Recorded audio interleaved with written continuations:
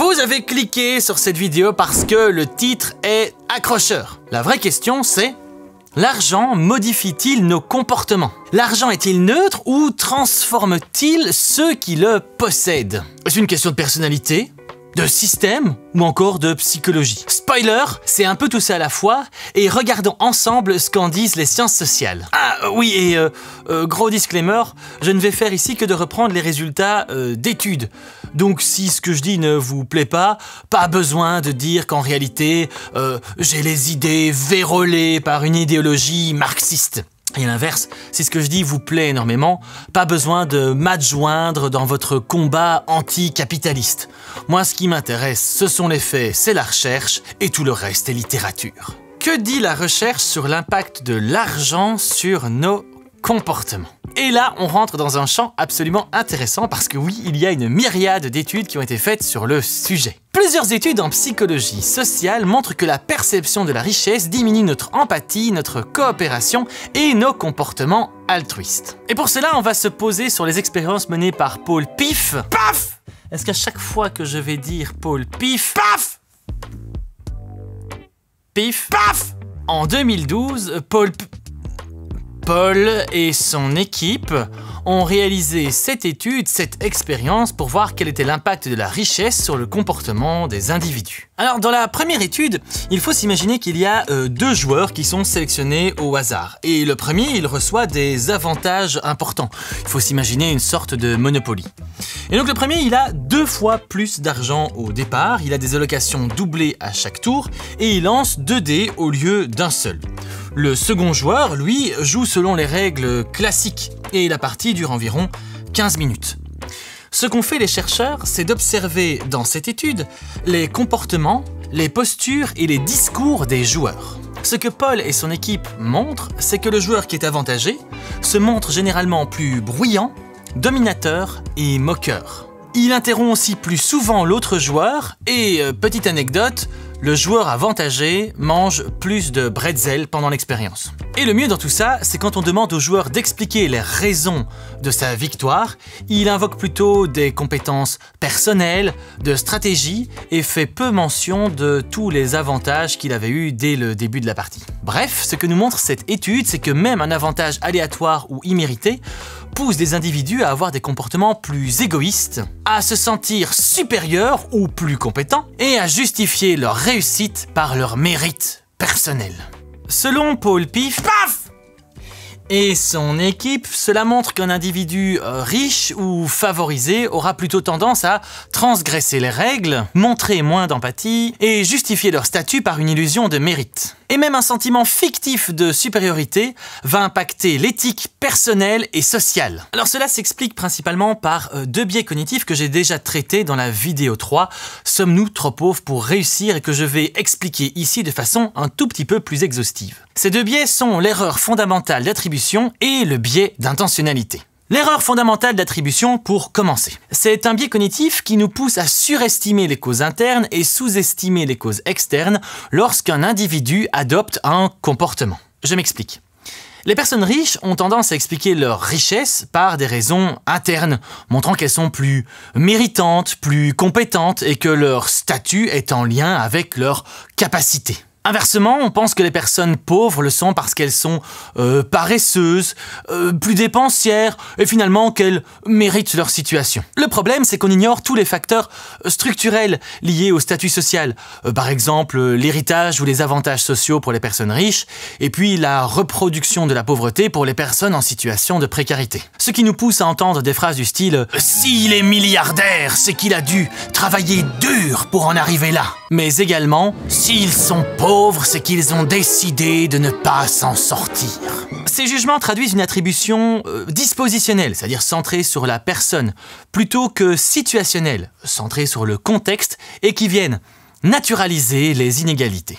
Le second biais qui intervient, c'est donc le biais d'intentionnalité. C'est notre tendance à attribuer une intention délibérée à une action, à une situation, même quand il n'y en a pas ou quand cette situation est tout à fait incertaine. Cela alimente une lecture morale et intentionnelle des inégalités, comme si les classes sociales étaient quelque chose de volontaire et conscient. Ça nous amène à prononcer ou entendre des phrases du style « Les pauvres profitent du système » ou encore « Les riches manipulent tout pour rester au pouvoir ». Ces affirmations postulent des intentions claires et stratégiques, alors que finalement il y a là des mécanismes systémiques et sociaux qui sont beaucoup plus complexes et inconscients. Ce que ces biais, l'erreur fondamentale d'attribution et le biais d'intentionnalité, font ensemble, c'est de surresponsabiliser les individus sur leur position sociale, et surtout les pauvres. Ainsi, ces biais vont légitimer les inégalités, les rendant naturelles, voire morales.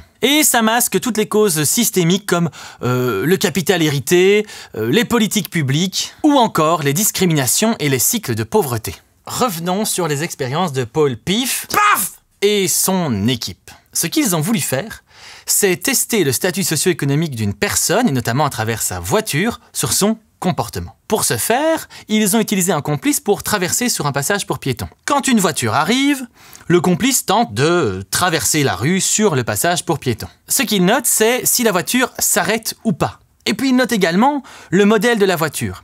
Et pour ce faire, ils ont fait 5 catégories, de la voiture la plus modeste à la voiture la plus luxueuse. Ceci permet d'évaluer le statut socio-économique de son conducteur. Ce qui est très drôle dans cette étude, c'est que les conducteurs des voitures les plus luxueuses ne s'arrêtent pas dans 50% des cas. Alors que, pour les voitures les plus modestes, les conducteurs ne s'arrêtent pas seulement dans 8% des cas. Ce que cette étude montre, selon Paul Piff et son équipe, c'est que les individus avec un statut social plus élevé sont plus enclins à transgresser les règles de base, notamment des règles sociales simples comme le fait de laisser passer quelqu'un lorsqu'il se présente sur un passage pour piétons. Alors je ne vais pas vous détailler les 5 autres expériences de l'étude, mais je vais vous citer un élément de la conclusion. Les individus de la classe supérieure étaient plus susceptibles d'enfreindre les lois au volant, de s'approprier des biens de valeur appartenant à autrui, de mentir lors de négociations,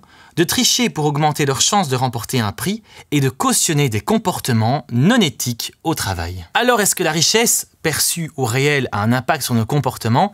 La réponse est très clairement oui. Mais à nouveau, pas besoin de s'exciter, ici je cite des faits, je n'ai pas un positionnement politique sur cette question-là, pas besoin de me jeter des tomates au visage. Avoir de l'argent ne va pas impacter que notre portefeuille, ça va aussi avoir de l'influence sur la façon dont nous allons juger les autres, mais également nous juger nous-mêmes. Cela se traduit par une individualisation de la réussite. Si j'ai réussi, c'est grâce à mes incroyables capacités, c'est une conséquence de l'erreur fondamentale d'attribution. Ça va aussi aboutir à une dévalorisation des autres. S'ils ont échoué, c'est de leur faute, encore l'erreur fondamentale d'attribution. Et enfin, l'illusion d'indépendance. Moi qui ai de l'argent, je n'ai besoin de personne. C'est à nouveau l'erreur fondamentale d'attribution et le biais d'intentionnalité. Bref, tout ça aboutit à une forme de perte de conscience des déterminismes sociaux, à une vision très moralisante de la pauvreté. Mais alors comment ça se fait que la richesse influence nos comportements ? C'est là qu'on va mobiliser les neurosciences. Celles-ci ont montré que la richesse impactait les zones de notre cerveau liées à la récompense et à la compétition et diminuait le fonctionnement des zones du cerveau liées à la coopération. Ce qui entraîne une diminution des comportements d'entraide, une augmentation de l'individualisme et moins d'intérêt pour les relations sociales des intéressés. Et même de simples stimuli visuels, comme un billet sur une table, nous poussent à avoir des comportements plus égoïste et moins de générosité. Alors on voit que l'argent influence nos comportements à l'échelle individuelle. Mais est-ce qu'il y a un changement de comportement à une échelle plus sociale ou une échelle un peu plus macro?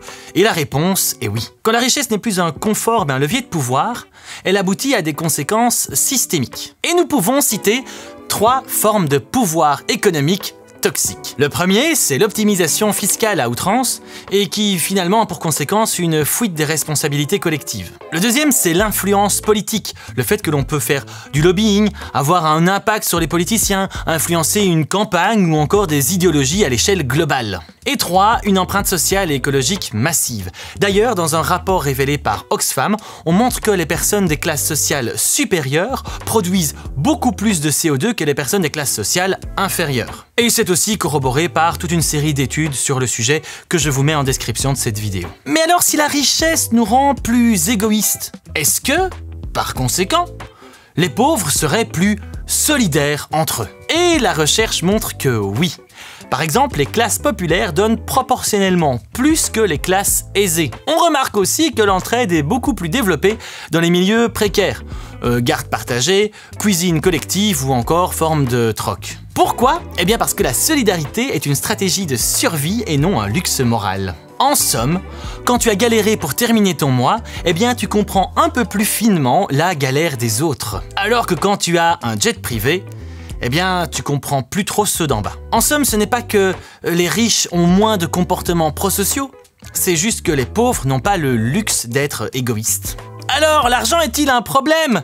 Et si oui, sachez que moi je suis prêt à vous délester de vos problèmes. Alors non, l'argent n'est pas un problème parce que l'argent n'a pas d'intention propre. Mais c'est sa concentration, son rôle symbolique et le lien avec le pouvoir qui vont influencer nos comportements. Ce qu'il faut questionner du point de vue de l'économie et de la psychologie sociale, ce sont notamment les conditions de l'enrichissement, l'absence de limite à l'accumulation et la rupture entre l'économie et l'éthique. Certes, l'argent peut corrompre, mais il révèle surtout ce qu'on tolère.